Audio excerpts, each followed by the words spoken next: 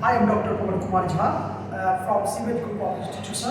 Today we will discuss what do you mean by depreciation accounting.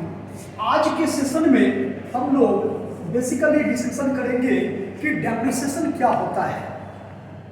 तो depreciation basically is charged on fixed assets.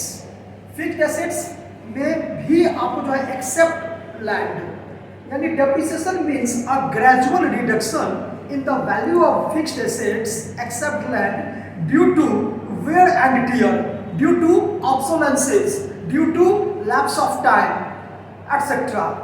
यानी हम ये कह सकते हैं कि किसी भी फिक्स्ड एसेट्स में किन्हीं भी कारणों से अगर उस फिक्स्ड एसेट्स में कमी होती है तो उस कमी को ही हम लोग डेप्रिसिएशन कहते हैं। चूंकि बिजनेस जो है वो बेस्ड है गोइंग कंसर्न कॉन्सेप्ट पर, और गोइंग कंसर्न कॉन्सेप्ट ये कहता है कि बिजनेस मैन का जो लाइफ होता है वो डेफिनिट होता है, बट बिजनेस का जो लाइफ होता है वो इनडेफिनिट होता है। सपोज कीजिए कि कोई भी फर्नीचर है जिसको हम 10,000 में परचेज कर लिए। अब 10,000 में परचेज किए जिसका एस्टिमेटेड लाइफ 10 ईयर है। एस्टिमेटेड लाइफ जो इसका है वो 10 ईयर है।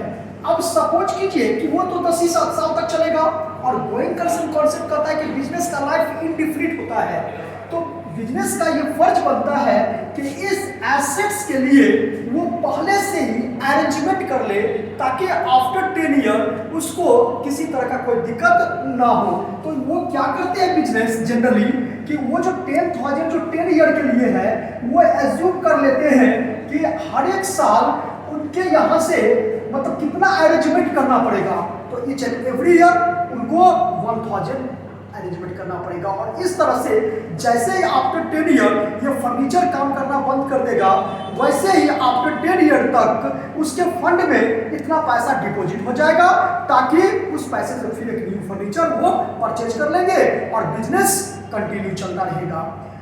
तो यहाँ एक पॉइंट और है कि जब हम डेप्रिसिएशन अकाउंटिंग चैप्टर का बात करते हैं तो यहाँ पर डेप्रिसिएशन बेसिकली जो इसका अकाउंटिंग ट्रीटमेंट होता है वो दो प्रकार के होते हैं। पहला कहता है कि when rate of depreciation is given in the question, और दूसरा कहता है कि when rate of depreciation is not given in the question. तो जब rate of depreciation is not given in the question होता है तो उसको हम लोग उसमें फॉर्मूला हो जाता है कि ओरिजिनल कॉस्ट, यानी यहां पर लिखेंगे annual depreciation, annual depreciation equal to original cost minus इसमें हम लोग स्क्रैप वैल्यू को कर देते हैं, स्क्रैप वैल्यू, और इस स्क्रैप वैल्यू को इसको डिवाइड कर देते हैं estimated useful life of assets, estimated useful life of assets, यानी उस एसेट्स का, जैसे अभी हम एग्जांपल में भी समझा रहे थे कि अगर कोई फर्नीचर 10,000 है और 10 ईयर तक चलेगा तो निश्चित रूप से उसका हर एक साल जो है सो 1,000 रुपया लगेगा। तो ये फॉर्मूला तब यूज करेंगे जब when rate of depreciation is not given in the question।